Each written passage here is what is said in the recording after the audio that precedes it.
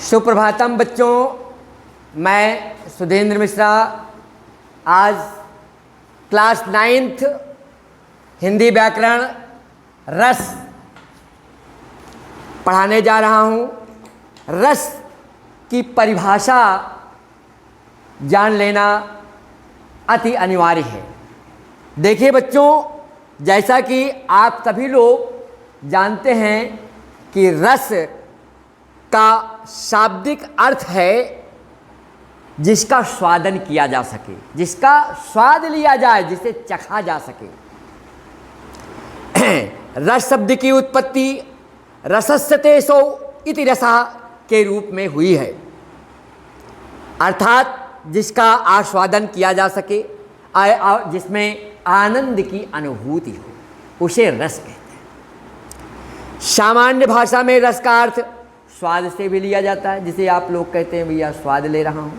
तो परंतु साहित्य में रस का आशय मन में उत्पन्न होने वाले उस आनंद से लिया जाता है जो काव्य को पढ़ने, सुनने और देखने पर प्राप्त होता है।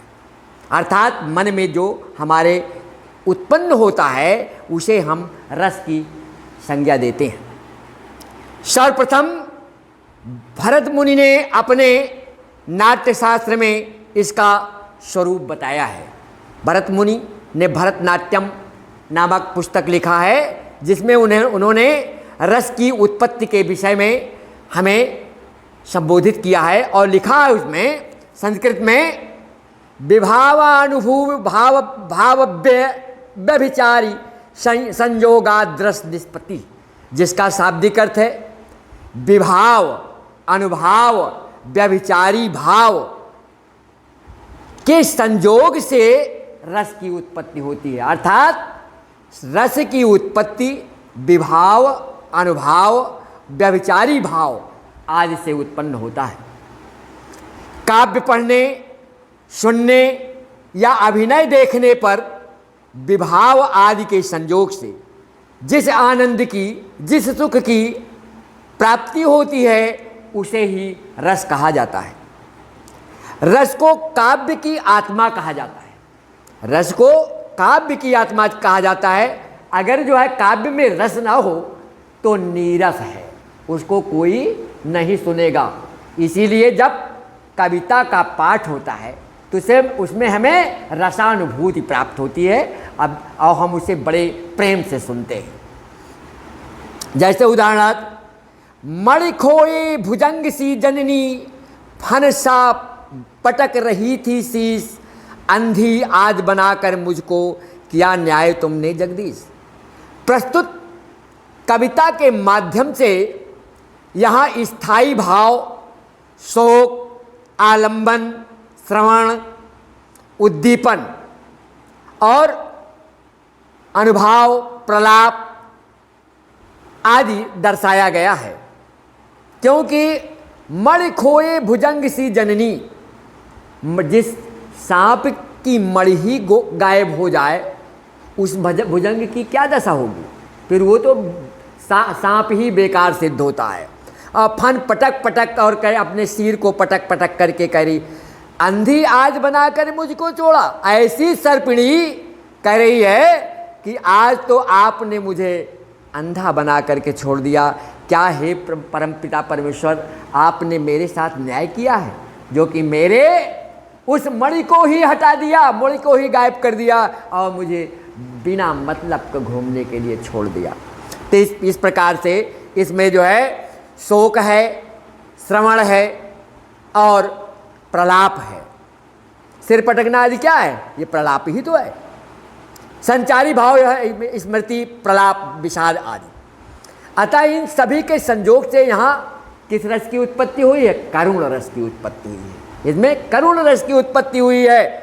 तो आचार्य भरत मुनि ने रस के 4 अंग बताए हैं हमें। भरत मुनि ने रस के 4 अंग बताए हैं। कौन कौन से रस बताए हैं? स्थायी भाव, पहला है स्थायी भाव। स्थायी भाव, स्थायी भाव मनुष्य के हृदय में हर समय रहने वाले भाव ही स्थायी भाव कहलाते हैं। देखो बच्चों, हम जब सोते हैं तब भी और जागते हैं तब भी हमारे मन में कुछ ना कुछ विचार आते रहते हैं, चाहे हम जागृत अवस्था में हो चाहे उद्दीप्त अवस्था में हो। और विभाव अनुभाव तथा संचारी भावों द्वारा पुष्ट होकर किसी रस विशेष में जब परिणत हो जाते हैं तो उसे हम स्थायी भाव कहते हैं। आचार्यों ने स्थायी भाव के आधार पर रसों के 11 भाग बताए हैं, 11 संख्या बताई है। पहला है रति। रति माने होता है प्रेम। रति का मतलब प्रेम। श्रृंगार रस में हमें रति भाव दिखाई देता है। और शोक, जब हम शोक में रहते हैं, दुख में रहते हैं, तब करुण रस दिखाई देता है। उसके बाद तीसरा है उत्साह। जब हमारे अंदर किसी प्रकार का उत्साह आता है तो उस समय वीर रस की उत्पत्ति होती है। आश्चर्य, जब हम कोई आश्चर्य करते हैं तो उसमें अद्भुत रस की उत्पत्ति होती है। निर्वेद, जब हम शांत बिल्कुल हो करके कोई चीज़ सोचते रहते हैं तो उस समय शांत रस की अनुभूति होती है। इसी प्रकार से जब देव विषयक रति, जब हम ईश्वर की भक्ति में लीन होते हैं तो उस समय हम भक्ति रस का उदय होता है। हास, जब हंसी मजाक का समय होता है, कोई हास करता है, परिहास करता है, तो इसमें हास्य रस की उत्पत्ति होती है। इसी प्रकार से जब क्रोध कोई प्रदर्शित करता है तो वह रौद्र रूप रस दिखाई पड़ता है। इसी प्रकार से जब भय होता है तो भयानक रस की उत्पत्ति होती है। और जब ग्लानि होती है किसी प्रकार की आत्मग्लानि तो उसमें विभत्स रस का प्रयोग होता है। और वत्सलता में, जैसे हम बच्चे को जब खिलाने लगते हैं तो उसमें वात्सल्य दिखाई पड़ता है, तब हम वात्सल्य रस की उत्पत्ति होती है। और फिर दूसरा है विभाव। पहला स्थायी भाव, दूसरा विभाव।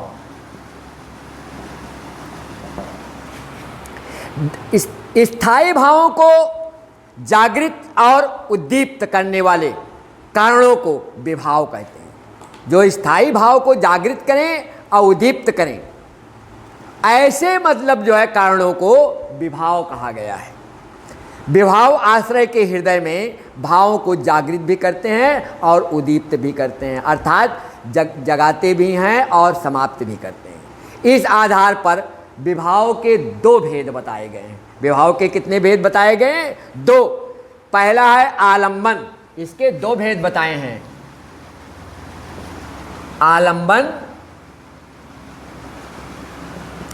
आलंबन विभाव,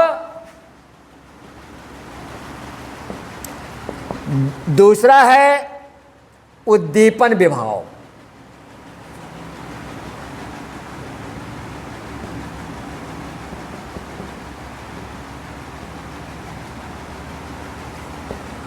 तो बच्चों, आलंबन विभाव के अंतर्गत जिस व्यक्ति अथवा वस्तु के कारण किसी व्यक्ति में कोई भाव जागृत होता है, अर्थात जिस व्यक्ति अथवा वस्तु के कारण व्यक्ति में कोई भाव जागृत हो, पैदा हो, उस व्यक्ति अथवा वस्तु को उस भाव का आलंबन कहा जाता है। तो आलंबन विभाव जब व्यक्ति अथवा वस्तु के कारण उत्पन्न हो भाव, तो उसे हम आलंबन कहते हैं। यदि जैसे किसी व्यक्ति के मन में सांप को देख करके भय नामक स्थायी भाव जग जाए तो यहाँ सांप जो उस व्यक्ति के मन में उत्पन्न भय नामक स्थायी भाव को आलंबन विभाव होगा।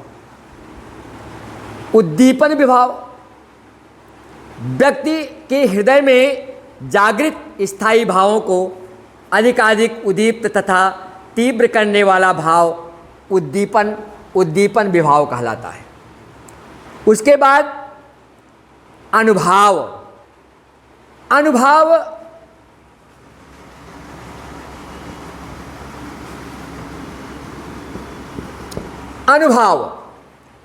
मानव मन में स्थायी भाव के जागृत होने पर कुछ शारीरिक चेष्टाएं भी उत्पन्न होती हैं, जिन्हें अनुभाव कहा जाता है। जैसे सांप को देखकर व्यक्ति चिल्लाने या भागने लगे तो उसकी यह शारीरिक चेष्टा, उसकी यह शारीरिक दशा अनुभाव कहलाएगी। क्या कहलाएगी? अनुभाव। तो अनुभावों के मुख्य रूप से 4 भेद किए गए हैं भाई। अनुभाव के कितने भेद बताए गए? अनुभाव के 4 भेद बताए गए हैं। इसके 4 भेद बताए गए हैं। कौन कौन से हैं?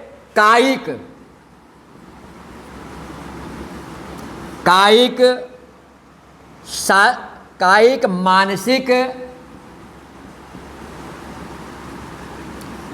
तीसरा है सात्विक, तीसरा है आहार्य, चौथा है सात्विक।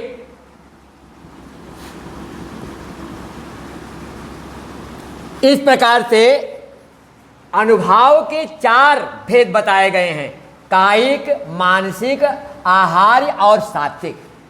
तो देखिए बच्चों, सात्विक किसे कहते हैं? कायिक का मतलब काया शब्द से बना है। कायिक शब्द किससे बना है? काया शब्द से बना है। काया का मतलब होता है शरीर। शरीर की कृत्रिम चेष्टा को कायिक अनुभाव कहा जाता है। जब शरीर की चेष्टा हो तो उसे हम कायिक अनुभाव कहेंगे। जैसे दौड़ना, कूदना, खेलना, कूदना, कटाक्ष करना, हाथ अथवा नेत्र से कोई संकेत देना, ये सब कायिक है। शारीरिक चेष्टाएं कायिक चेष्टा कहलाती हैं। मानसिक, जब हृदय की भावना के अनुकूल मन में हर्ष, विषाद, आनंद अथवा मस्तिष्क में तनाव आदि उत्पन्न हो, ऐसे भावों को मानसिक अनुभाव कहते हैं। फिर उसके बाद आया आहार्य मन के भावों के अनुसार अलग अलग प्रकार की कृत्रिम वेश रचना करने को आहार्य अनुभाव कहते हैं।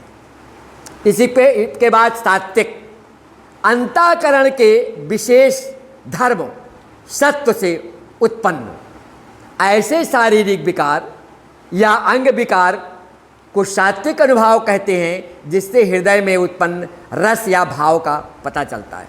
जिससे हृदय में उत्पन्न रस या भाव का पता चलता है, उसे हम सात्विक भाव कहते हैं। इस प्रकार सात्विक भावों को 8 प्रकार के बताए गए हैं। सात्विक भावों को 8 भागों में बांटा गया है। और कौन कौन से हैं? पहला है स्तंभ, स्वेद, रोमांच, स्वरभंग, कंप, विवर्णता, अश्रु और प्रलय। ये 8 बताए गए हैं, 8 भाग। उसके बाद बच्चों संचारी भाव। क्या है? संचारी भाव। इसी के अंतर्गत आता है संचारी भाव। तीसरा, चौथा है संचारी भाव।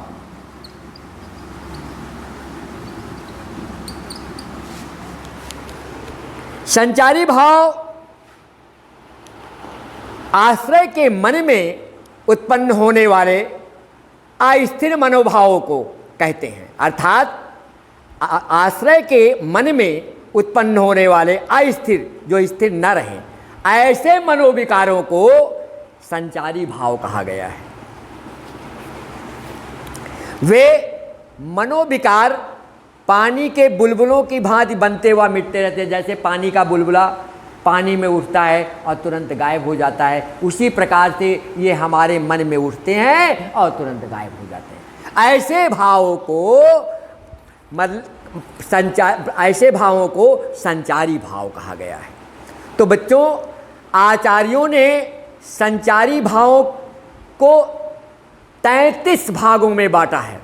33 बातें बताई। इसमें क्या 33 बातें हैं? पहला है निर्वेद, आवेग, दैन्य, श्रम, मद, जड़ता, उग्रता, मोह, विबोध, स्वप्न, अपस्मार, गर्व, मरण, अलसता, अमर्थ, अमर्ष, निद्रा, अविहिता, औत्सुक्य, उन्माद, शंका, स्मृति, मति, व्याधि, संत्रास, लज्जा, हर्ष, असूया, विषाद, धृति, चपलता, ग्लानि, चिंता और वितर्क। ये 33 जो है इसके भाग बताए गए हैं, संचारी भाव के अंतर्गत आते हैं, जो कि हमारे मन में उठते हैं और तुरंत गायब हो जाते हैं, पानी की बुलबुले की तरह। तो भाई अब आ जाइए, श्रृंगार रस किसे कहते हैं? श्रृंगार रस किसे कहते हैं? प्रेमी और प्रेमिका के मन में स्थित स्थायी भाव से उत्पन्न आनंद को, अर्थात जो प्रेमी और प्रेमिका के मन में स्थायी भाव उत्पन्न होते हैं और उससे जो आनंद की प्राप्ति होती है वो श्रृंगार रस कहलाता है। श्रृंगार रस के 4 अवयव होते हैं। श्रृंगार रस के कितने अवयव हैं? 4। स्थायी भाव, रति प्रेम। स्थायी भाव, रति प्रेम, उद्दीपन विभाव। उद्दीपन एकांत स्थान, भ्रिकुटी भंग, कटाक्ष, चंद्रमा, बसंत ऋतु, आलंबन संबंधी अन्य चेष्टाएं जितनी हैं उद्दीपन विभाव के अंतर्गत आती हैं। अनुभाव, अनुभाव जो है, अनुभाव संजोग श्रृंगार में, जैसे अपलक देखना, मुस्कराना, नेत्र से संकेत करना, आश्रय को प्रेम से देखना आदि, ये जो अनुभाव के अंतर्गत आते हैं। संचारी भाव संजोग श्रृंगार में हर्ष, लज्जा, औत्सुक्य आदि तथा वियोग श्रृंगार में ग्लानि, निर्वेद, जड़ता आदि श्रृंगार के 2 भेद हैं। तो भाई श्रृंगार रस के अंतर्गत स्थायी भाव, उद्दीपन विभाव, अनुभाव और संचारी भाव ये। तो संजोग श्रृंगार, संजोग श्रृंगार का मतलब संजोग काल में नायक और नायिका की, संजोग काल में नायक और नायिका की पारस्परिक रति या प्रेम से उत्पन्न आनंद को संजोग रस कहा जाता है। अर्थात जब नायक और नायिका की पारस्परिक प्रेम की बात उत्पन्न होती है या आनंद उत्पन्न होता है तो उसे श्रृंगार रस कहा जाता है। जैसे दूल्हा श्री रघुनाथ बने, दुल्ही सिय सुंदर मंदिर माही, गावत गीत सबय मिल सुंदरी, वेद जुबाजुर विप्र पढ़ाही, राम को रूप निहारती जानकी, कंकन के नग की परछाई, याते सबे सुधि भूल गई, करते की रही पलटारती नहीं। इसमें अस्थाई भाव और रति है। विभाव, आलंबन, आलंबन कौन है? राम। आश्रय कौन है? सीता। उद्दीपन क्या है? नग में पड़ने वाला राम का प्रतिबिंब, जिसको जानकी जी देख रही हैं। जानकी जी नग में राम जी की परछाई देख रही हैं, ये जो उद्दीपन है। अनुभाव क्या है? प्रतिबिंब को देखना। संचारी भाव में क्या है? हर्ष एवं जड़ता। अतः इस पद में संजोग श्रृंगार रस है। अब देखो, ये पहले संजोग बताया गया, पहला संजोग और दूसरा वियोग। वियोग देखिए, वियोग विप्रलंब श्रृंगार, जहां एक दूसरे को प्रेम करने वाले नायक और नायिका के वियोग का वर्णन। अच्छा, जहां बिछुड़ जाते हैं वहां वियोग होता है, जब मिलते हैं तो संजोग, अब बिछुड़ जाए तो वियोग। तो वहां जो है विप्रलंब श्रृंगार होता है, अर्थात वियोग, विप्रलंब श्रृंगार। जैसे रे मन आज परीक्षा तेरी, सब अपना सौभाग्य मनावें, दरस परस निःश्रेयस पावें, उद्धारक चाहे तो आवे, यहीं रहें या चेरी। इस पर यहाँ जो है रति है, स्थायी भाव रति है, प्रेम। विभाव क्या है? आलंबन। यशोधरा का यहाँ मतलब जो है यशोधरा लिया गया है, आश्रय जो है मन है। उद्दीपन गौतम के प्रति यह भाव कि वे चाहे तो आएं। गौतम ऋषि की पत्नी ये बात कहती है, गौतम के प्रति यह भाव उत्पन्न किया गया है। तो अनुभाव जो है मन को समझना और उद्बोधित करना। संचारी भाव यहाँ गीत, वितर्क और अमरस है। अतः यहाँ वियोग श्रृंगार है। जब नायक और नायिका के बीच में विछोह हो जाता है, वियोग हो जाता है, दोनों बिछुड़ जाते हैं एक दूसरे से, तो ऐसे समय में वियोग अर्थात विप्लव श्रृंगार का प्रयोग होता है। तो हाँ, अब आ जाइए वीर रस। युद्ध अथवा किसी कठिन कार्य को करने के लिए हमारे हृदय में निहित स्थायी भाव, उत्साह के जागृत होने के प्रभाव स्वरूप जो भाव उत्पन्न होता है उसे ही वीर रस कहा जाता है। अर्थात जब हम कहीं युद्ध या लड़ाई के लिए तैयार होते हैं, उस समय हमारे हृदय में जो भाव उत्पन्न होता है वो वीर रस कहलाता है। विभाव, अनुभाव और संचारी भाव के संयोग से पूर्णता को प्राप्त होने वाले उत्साह नामक स्थायी भाव से वीर रस की उत्पत्ति होती है। वीर रस के निम्नलिखित अवयव हैं। स्थायी भाव उत्साह। स्थायी भाव क्या है इसका? उत्साह है।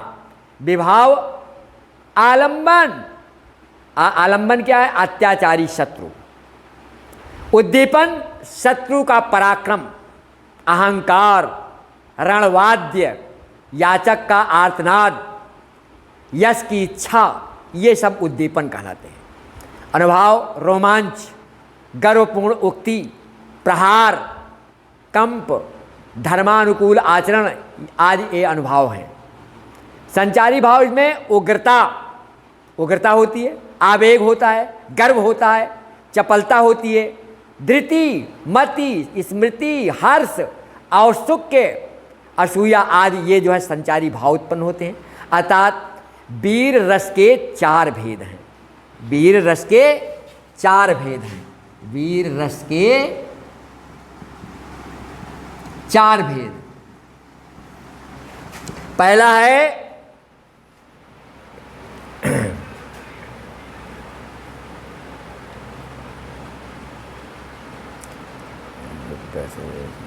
युद्ध वीर। पहला है युद्ध वीर। दूसरा है दानवीर।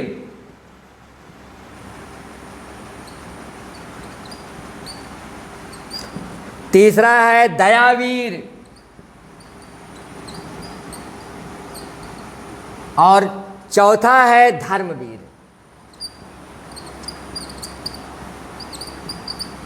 तो वीरता 4 प्रकार की होती है। वीर रस के 4 अवयव हैं, वो है युद्ध वीर। कुछ लोग युद्ध में वीरता दिखाते हैं, तो कुछ लोग जो है दानवीर होते हैं, दान में अपनी वीरता दिखाते हैं, तो कुछ लोग दया दिखा करके अपनी वीरता दिखाते हैं, और कुछ लोग धर्मवीर होते हैं, धर्म दिखा करके वीरता दिखाते हैं। इस प्रकार के से इसमें इसके 4 अवयव बताए गए हैं, 4 भेद। उदाहरण जैसे चढ़ चेतक पर तलवार उठा, करता था भूतल पानी को, राणा प्रताप सिर काट काट करता था सफल जवानी को। यहाँ राणा प्रताप की वीरता का वर्णन किया गया है कि चढ़ चेतक पर तलवार उठा। चेतक राणा प्रताप के घोड़े का नाम था, जैसा कि सभी लोग जानते हो, और उस पर बैठ करके तलवार लेकर के, तलवार उठा करके भूतल पानी को, करता था भूतल, पृथ्वी के तल को भी पानी बना देता था। राणा प्रताप सिर काट काट कर, राणा प्रताप शत्रुओं के सिर काट काट करके अपने जवानी को सफल कर दिए। यहाँ पर स्थायी भाव उत्साह, उनमें उत्साह। विभाव है आलंबन, विभाव शत्रु सेना आलंबन है। उद्दीपन है शत्रु सेना की चेष्टाएं, अनुभव है प्रताप का पराक्रम, प्रहार और रोष आदि, और संचारी भाव इसमें है उग्रता, अमरस आदि। अतः यहाँ पर वीर रस का उद्रेक हुआ है। तो बच्चों, आज मैंने आप लोगों को हिंदी काव्य के अंतर्गत रस पढ़ाया। अगले में हम आपको अलंकार पढ़ाएंगे। यदि आप लोगों को इसमें कोई समस्या हो तो आप हमारे विद्यालय के व्हाट्सएप नंबर 8576879375 पर संपर्क करके अपनी समस्या का समाधान कर लें। Thank you to all of you.